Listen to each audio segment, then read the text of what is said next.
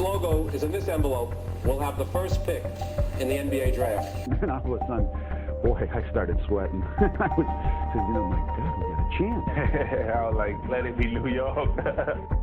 The second pick in the 1985 NBA draft goes to the Indiana Pacers.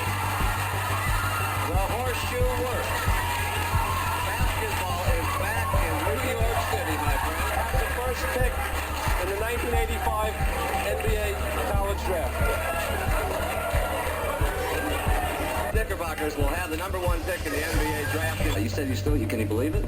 Oh, I tell you, when you got down to the last three, I couldn't look. I couldn't listen to the commissioner. I was very nervous. It's just a wonderful thing. The NBA in 1985 was at a critical juncture. The league was recovering from a period of declining popularity in the late 1970s and early 1980s. The magic of the Bird-Magic rivalry was beginning to ignite, but the NBA was still searching for ways to broaden its appeal and solidify its position in the American sports landscape. Television ratings were a concern, and the league was actively seeking ways to capture a larger audience. The draft lottery itself was a novel concept, introduced to discourage tanking. Prior to 1985, teams with the worst records simply got the highest draft picks. This system incentivized teams to intentionally lose games, creating a less competitive product. The lottery was designed to inject an element of chance, rewarding the teams with the worst records, but not guaranteeing them the top pick. The 1985 draft was particularly significant because of Patrick Ewing. He was a dominant force at Georgetown University, a player considered a generational talent. He was the undisputed #1 pick, and every team in the lottery was desperate to acquire him. The anticipation surrounding Ewing was immense, fueling the already heightened interest in the lottery. The New York Knicks were a struggling franchise in a major media market. They had not won a championship since 1973, and their attendance was declining. The NBA, always mindful of its major market teams, recognized the potential of having Ewing revitalize the Knicks. The Knicks were third worst in the league, but they were a marquee franchise that the league wanted to be successful. The lottery itself was a televised event, adding to the drama and scrutiny. Commissioner David Stern, in his early years in the role, was tasked with conducting the drawing. The 7 envelopes, each representing a non-playoff team, were placed in a rotating drum. This visual spectacle became the focal point of the conspiracy theories. The frozen envelope theory, the most prevalent, alleges that the Knicks envelope was chilled to make it easily identifiable. Some claim that Stern's hands lingered on the Knicks envelope, suggesting a deliberate selection. Others pointed to the way the envelopes were folded or bent, claiming there was a pre-existing crease or mark that made the Knicks envelope stand out. The bent corner theory is a specific iteration of this. Many viewers claim to have seen a distinct crease or fold on the Knicks envelope before it was drawn. This visual anomaly fueled suspicions of manipulation. The temperature difference claim suggests that the Knicks envelope was noticeably colder, perhaps through refrigeration, making it easier to distinguish by touch. The timing of the lottery, coinciding with the NBA's efforts to boost its popularity, added to the suspicion. The Knicks, a major market team, were struggling, and Ewing's arrival was seen as a potential catalyst for growth. The narrative that the league rigged the lottery to send Ewing to New York aligned with the idea that the NBA was prioritizing its business interests over the integrity of the process. The other teams involved were understandably frustrated.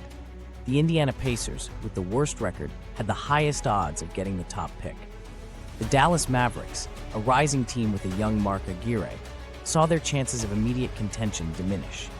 The Golden State Warriors, Sacramento Kings, Atlanta Hawks, and Los Angeles Clippers also felt the sting of losing out on Ewing.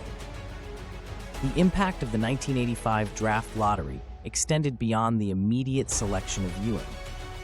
His arrival revitalized the Knicks, turning them into a playoff contender for over a decade. While they never won a championship with Ewing, his presence solidified the Knicks as a marquee franchise and brought excitement back to Madison Square Garden. The what-if scenarios are endless. What if the Pacers had gotten Ewing? Would they have become a dominant force in the Eastern Conference? What if the Mavericks had landed him? Would they have challenged the Lakers and Rockets in the late 80s? What if the Warriors, who were rebuilding, had added Ewing? Would they have become a dynasty in the 90s?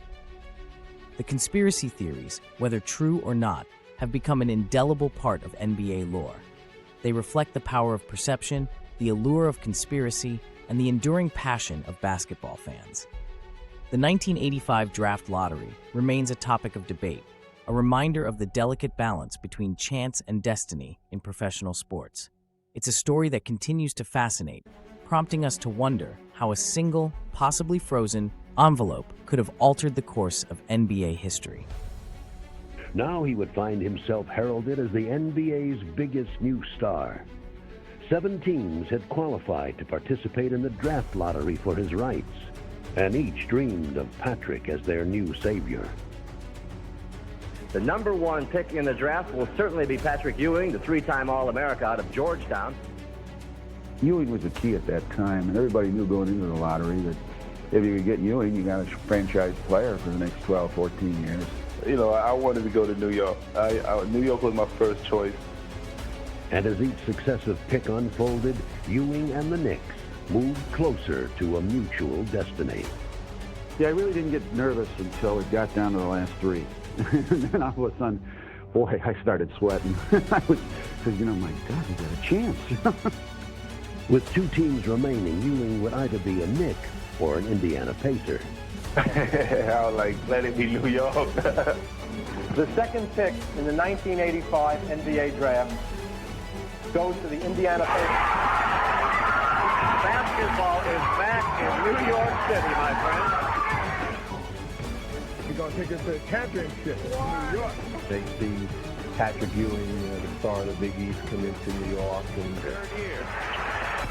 Misses and Ewing says hello to the NBA. Now Moses just got introduced to Patrick Ewing. If you enjoyed this dive into the conspiracy, hit that like button and subscribe to the channel for more deep dives into basketball history and what-if scenarios.